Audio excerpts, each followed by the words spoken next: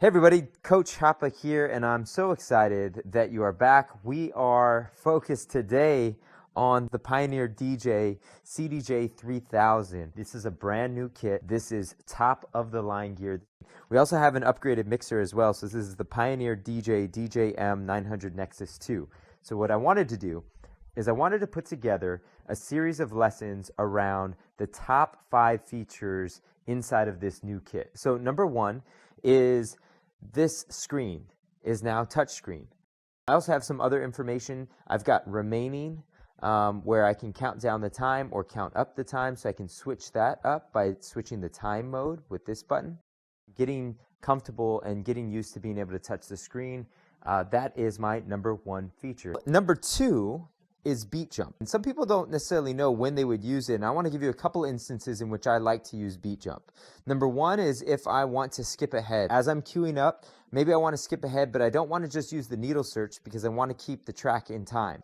If I hit beat jump, it'll keep them in time and it'll allow me to go ahead inside of the track. The other instance is if, let's say I miss a mix point and I want to jump back, I could use beat jump as an accurate way to do that, and that's based on the length that I set. Number 3, probably one of the most obvious, is the 8 hot cues as opposed to 3.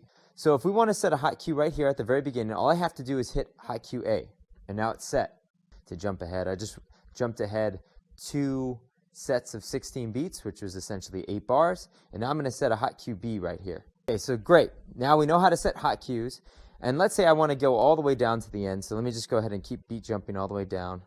Beat jump down to here. Let's say here I wanted to set a hot cue F. All right, well, I could, right? I could set hot cue F there. You just have to make sure to look over to see where your hot cues are. On to number 4, we are going to talk about beat loop. We have a separate button here that is a bit different. So you've got 4 beats and 8 beats. And actually these buttons also serve, this 4 beat serves as going half, like cutting the loop in half once you set it. And then the 8 beat, when you hit it again, once it's looping, will serve as doubling the loop.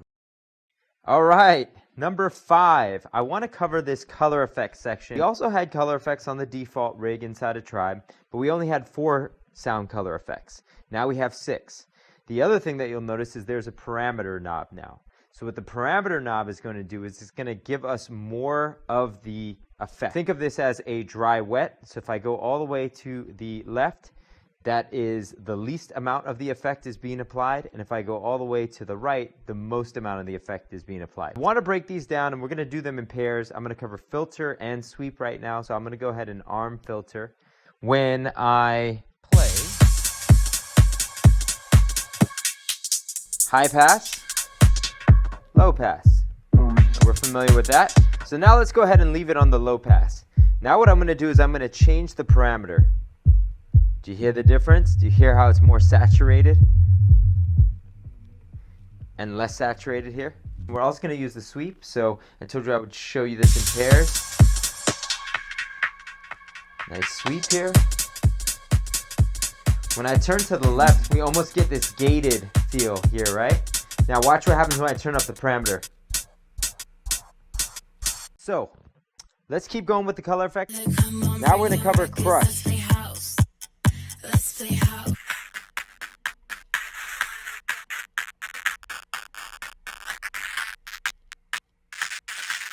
You'll notice that the parameter really does change crush quite a bit. Let's go dub echo. Dub echo is a really cool one. Here we go.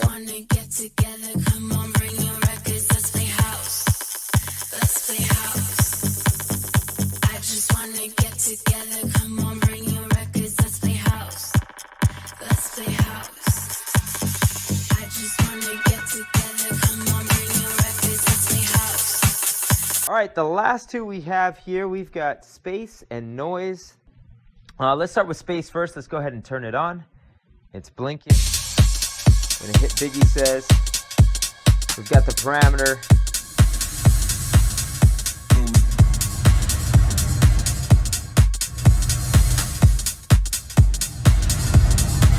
What's really cool about space is it's kind of like dub echo in the sense of I can use this to transition. So for example, let's play this track again.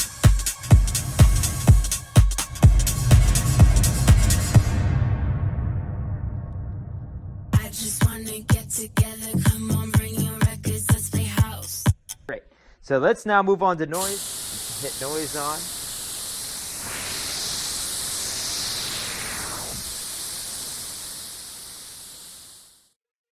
And I can even just put this on a separate channel, so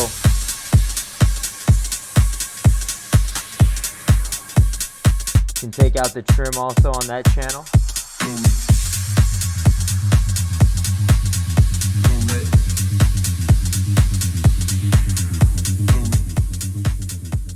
There you have it. 5 tips that I wanted to share, or 5 features that I wanted to share inside of this. There's obviously a lot more, as I've touched upon. We've got things like key sync, we've got things like beat effects, and we're going to cover all of that in some future lessons. I hope you found all of this helpful. Go ahead and jump in, have some fun with all of these new features, and I'll see you soon.